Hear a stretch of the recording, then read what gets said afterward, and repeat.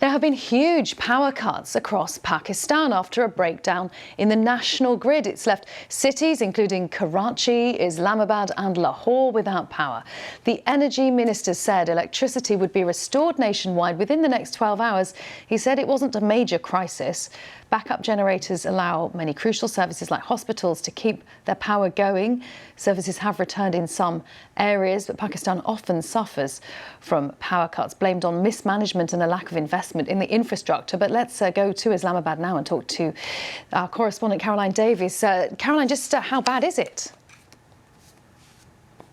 Well, Karen, that really depends on exactly where you are and how you're being affected by it. So we've also heard, in terms of how it's not been that bad, we've heard from the stock exchange, we've heard from the airports, we've heard from major hospitals. All of them have said that actually they haven't been severely affected by these power cuts, and that is because exactly the reason you say, they have got preparations in place. They have generators ready to take over when there might be a power cut. That's because it's quite common to have what's termed load shedding in Pakistan. That is a deliberate way to try to reduce the power in certain areas in order to make sure that the entire system doesn't fall over altogether. And so therefore quite a lot of places, businesses, industries, even quite a lot of private homes will have these generators that they can kick into place, and as soon as that electricity cuts off, the generators take over. Now, the important thing, of course, is how long those generators can run for.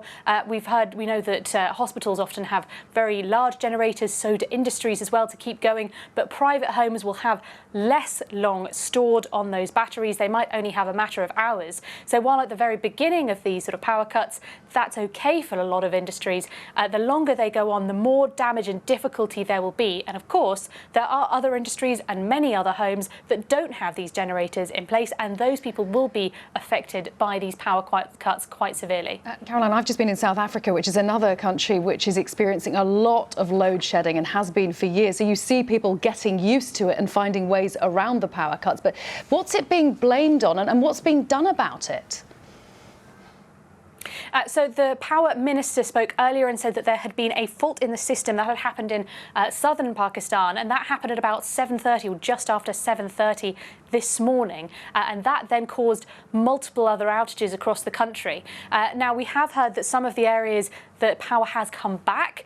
Other areas in the country, of course, it has not returned yet, and this is currently, there's an attempt underway to try to revive the power system to make sure that the power does come back. As you say, the minister said earlier that was about 9 a.m. this morning that the power would be back on again in 12 hours time. Now, we are several hours later here. It's now at about 2:10 here in Pakistan, and the power has not been returned across the country yet, so this system is still in place, trying to get the power back up and running.